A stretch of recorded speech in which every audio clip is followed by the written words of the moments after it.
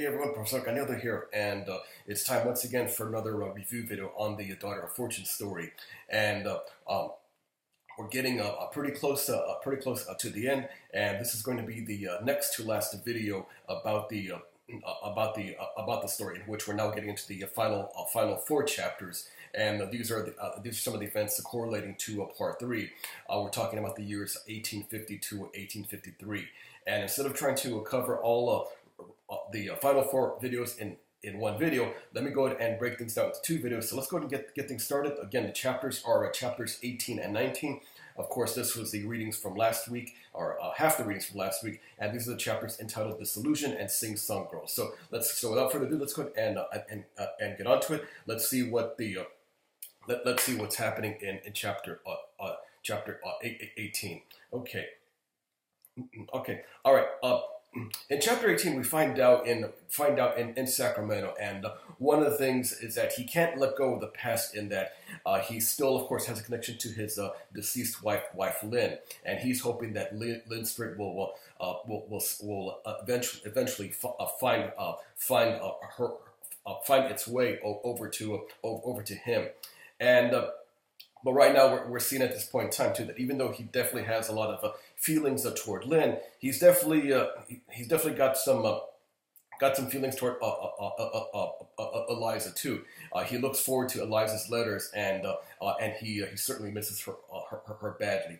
The time frame that we're looking at here in chapter 18 takes us into the fall of 1850, specifically September, and it's at this time where California is now admitted as a state. So unlike a lot of the other states that of course we'll be looking at here in the class, which took a number of time for, of course, the institutions to develop and stable communities to develop, whether it was New York, Pennsylvania, Massachusetts, and of course some of these southern colonies. We didn't see that happening in California, and I'd argue that one of the reasons in which California has much more of a unique character now compared to the rest of the United States, I think goes a long way that can be traced to the origins of the state, in that, like the rest of the country, basically the institutions for the state didn't really take root, and maybe one could argue that maybe there really aren't any strong, stable institutions for the state. Of course, I think if you talk to anybody from the South, or from Oklahoma, or the upper Midwest,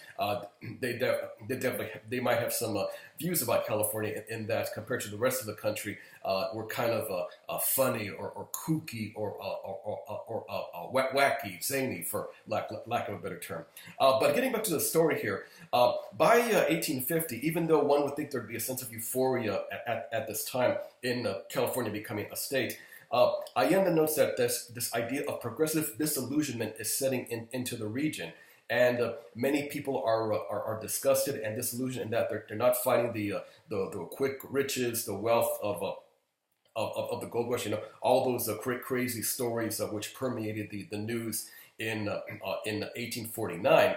A lot of these stories aren't so prevalent at this juncture.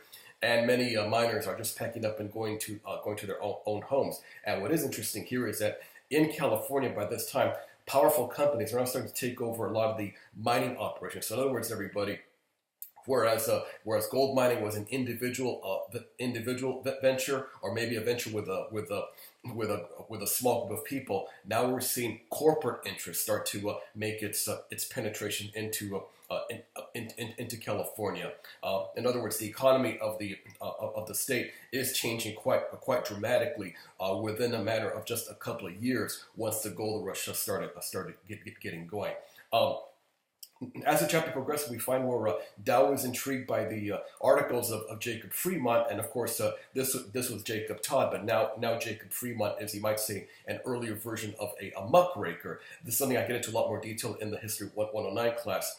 And even though Dow expresses a lot of disgust and greed at the materialism of the people, he's definitely quite attracted to the area, and it looks like Dow over time is beginning to get rid of the idea that he wants to go back to China, that maybe California is indeed the place for him to for him to stay. Even though at this point in time he still wants to plan to work and go back to China, but we get the sense that maybe Dao is going to change his tune over the next few months and years. Meanwhile, the person that looks like she's going to stay in California and not bother going back to Chile is, of course, Madame Paulina. She had made her way on another voyage, and she sets up residence in an elegant Victorian house. So here's an interesting point too, in the fact that Victorian sensibilities. Of course, this was the Victorian era for Britain. A lot of those sensibilities are making their way into San Francisco. So it's interesting in that, if you're in San Francisco back in those days, a really wild and wacky juxtaposition. You see some of these homes for the elite, these Victorian type mansions, in a chaotic environment with a lot of rickety homes, literally boxes, shacks. For the most part, as more and more as people are still pouring into San Francisco at this point in time.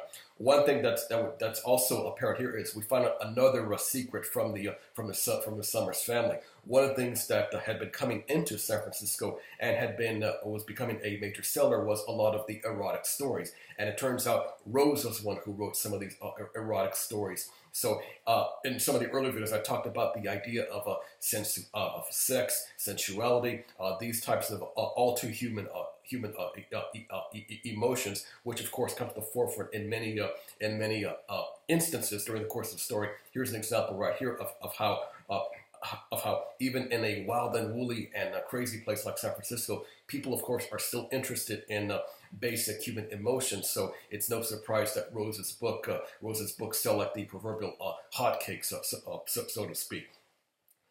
Another event which takes place in the story is the fact that that John is in a saloon with Jacob, and he notices that one of the girls in the saloon has a brooch, and this is something that belonged to Eliza, and we find that Susana Placides, someone that we remember from earlier in the story, who came on the ship with Eliza and Dowgen as they sailed from Valparaiso to San Francisco. Azucena had the brooch that belonged to Eliza, so a major plot point right there. In that John now begins to think that maybe Eliza, who we now know is her daughter, maybe Eliza is somewhere in the area. Okay, getting back to Eliza. Meanwhile, back in the town in the gold country, where she was with Joe Bonecrusher and the rest of the group from the traveling show. The people are sick, including Babalu and Joe, but also there's some good news coming out of that, in that James and Esther get married, and it's around this time where news of the bandido Joaquin Murrieta starts to filter its way into the region. So the mythology of Joaquin being this folk hero, you might say a Napoleon type of figure for the Mexican American community in California. Those rumors begin to circulate at this point in time too, and Anglo-American miners are of course fearful that they may be Joaquin's next targets. Aina talks a lot more about the context of the era at this time. She talks about things such as the foreign miners tax and the Land Act. I get into these topics in a lot more detail in both my Chicano studies classes and the history 124 class. But the upshot of these two measures is that these were deliberate state policies designed in essence to tear away at the root of the old Mexican fabric, the California fabric, in that the foreign miners tax was a direct assault on that is on not just the Mexican miners, but miners from Chile, from Peru, from China, and the Land Act was something that was designed to tear apart at the land base of the wealthy California ranchers, that is the Mexican ranchers, the longtime families who had been there since before Mexico became independent in 1821. Okay, by the end of the chapter, we see where Eliza has some more and more doubts, about Joaquin. She can't imagine that this is the same man that she had such passion toward just a couple of years earlier. And at this point in time, too, we find out that Joe is tired of the routine and is beginning to settle down. So here's an example right here of how Joe, you might say, she's reinventing herself, and that she wants to become, and that is, she wants to settle down. Maybe get married, have a family, that type of thing. So kind of an ironic twist right there in that people coming from stable backgrounds, they come to California and they go wild and crazy. They do all sorts of crazy things. You might say in the opposite case, Joe was a wild and reckless woman, but now she comes to California and she becomes more, I guess, for lack, what's the term? Domesticized, for lack of a term. That's a bad adjective, but that's the best thing I can think of at this point in time. But actually, that's a very important point too, because by the mid-1850s, as more and more women are coming into California, the area begins to get settled down. It has more of a civilized type of tone to it. So, and that's no surprise, because early on the men came in first, but once the railroads start to make more of an imprint into California, and of course the area settles down into statehood. It's no surprise that the men who come there first decide to send for their families. So once more women and once more children come into the state, then the area starts to take on more of a civilized type of tone compared to its wild and reckless days of 1848, and especially in 49 into 1850. Okay, all right, chapter 19, Sing Song Girls. There's chaos, there's trouble in San Francisco. Because in the summer of 1851, there's all kinds of instances of crime and corruption everywhere. And a lot of this was because of the overcrowding of the area and the frustration that many of the miners felt. They weren't doing well in the mines. All the great deposits were no longer there. Corporate interests were starting to take over much of the mining operations. So not surprisingly, a lot of displaced men, displaced miners who are getting angry, who are getting frustrated. And at the same time, too, as more Mexicans and Chinese come into the picture, there's this idea that these guys are taking our lands. This is our land. This is this area belongs to us. What are these foreigners doing here? Blah blah blah. Those types of that type of mentality really starts to come to the forefront in 1851, and it's no surprise that vigilante committees are forming, and also these groups are called the Hounds. These Hounds, and the Australians too. They weren't. They were pretty mean and nasty too. There's. Some of the vigilante groups from Australia were known as the Ducks, or the Sydney Ducks. That is, they came from Sydney, Australia. So it's no surprise that in this context of vigilante justice and reprisals of Mexican miners and Chinese miners getting beat up, hanged in some cases, it's no surprise that the story of Joaquin Murrieta becomes more and more apparent, and the one who's feeding the flames of this is Jacob Fremont. And Jacob's story, even though, of course, Jacob is a fictional character, there were, of course, a lot of writers at the time who played up the idea, the myth of Joaquin Murrieta. Among them was a Cherokee by the name of John Yellowbird Ridge. And Ridge, in 1853, documented the story, the legacy, the antics, all the things that Joaquin and his gang were doing in 1851-52 up until about 1853. I try to say. So Allende takes that actual story and, of course, turns it into a great storyline, and in that Allende, through Jacob, says that California needs its myths and legends, and he goes on further to state that without gold fever, the conquest of the West would have been delayed by a couple of centuries. Some really interesting observations that are made right there. It goes to the importance of this idea of mythology, of founding heroes, of founding myths and legends. Of course, in a place like Texas, remember the Alamo, remember Goliath. These are things which are part of the Texas folklore mythology. Stuff I get into a lot more in my Chicano studies classes. But in a way, this legend of Joaquin Murrieta is a very important legend. But definitely more so for the Chicano community, for the Mexican American community, and this is something again that I get into a lot more detail for my Chicano studies classes.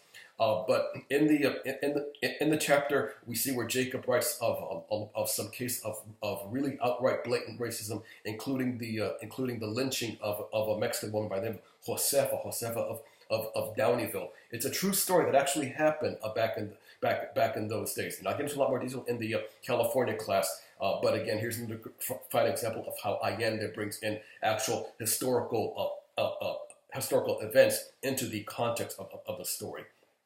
Okay. Meanwhile, Dow begins to establish many contacts with San Francisco, especially among the gangs or the tongs. He associates with the largest one, but interestingly, Dow has to abide by some of the same customs with the Tong, much like he had to do when he was still living back in China.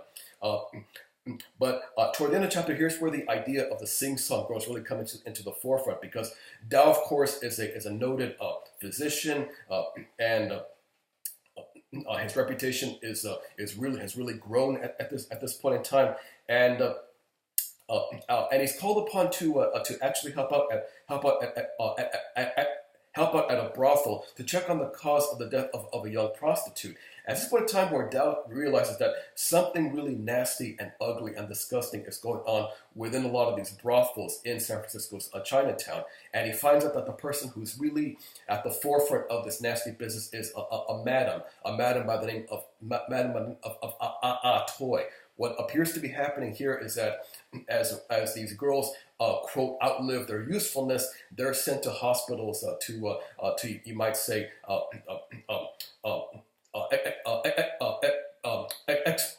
expire. Again, another bad adjective right there, but I think that seems to be the best sentiment which one can make at this point in time. In other words, these girls appear to be used up and taken to the hospital and left to die. Dow is incensed at this. He tells Eliza, "Human life is not valued in my country," and then we begin the process here, where you might say a new version of an underground railroad starts to be initiated. But in this case, instead of African Americans being the cargo, for lack of a better term, we're seeing young Asian girls. That is, these girls who have been quote used up, and these Asian girls, in essence, are the ones known as the sing-song girls. But I think the main point that Allende brings about in this chapter, this sing-song girls chapter, is it's just the idea that in the middle parts of the 19th century in California, life appears to be meaningless. Life doesn't have much value. That, in other words, life is more of a commodity, something to be traded, something to be dealt with. And I think that's a really important turning point in the notion of not just California history, but in U.S. history too, because up until about the time of the gold rush, I think the prevailing ethic in the United States was that life was precious, life was important. Of course, African Americans, Native Americans, you might say, didn't quite fit into the mix, especially not at that time. But but the prevailing mythology in the U.S. was that life had value, life was precious. You work hard in life, and you're able to achieve, to make something of yourself. This hard work ethic, part of the Puritan, the Protestant ideal. But once the gold rush came in, and as more and more Americans might say gave up that ethic and tried to get things rich, then at that point in time, where you might say California was like the halfway point in that up until the mid 19th century, American life was based on this notion that life had value, life had intrinsic value. You work hard and you achieve your just rewards. But after the gold rush, then you might say life took on more of a notion in which it's a commodity. It's a poker chip. Life life is something that can be bought and sold. And of course, when we get to the Civil War in the 1860s, then of course that notion really hits home on so many levels. Of course, we'll get into more about that at the end of the semester. And I think in that Sing Song Girls chapter and in other parts of the book, Allende, I think, is trying to show to the reader that while California had a lot of new ideas, new customs, and new values, which were good, which were positive. This notion of reinventing oneself, overcoming obstacles, overcoming adversity, things of that nature. There was the darker side to it, and the fact that we see instances of vigilante justice going on in the gold country, and of course the treatment of these young girls in the brothels, these sing-song girls. I think that's a major turning point in the nation's history, and again, it's something that I think is really underscored more in the second half of the 19th century, especially in the Civil War and the years after that, and stuff. I'll get into a lot more detail in the first few weeks of the History 109 class. Okay, all right. Well, there we go, everybody.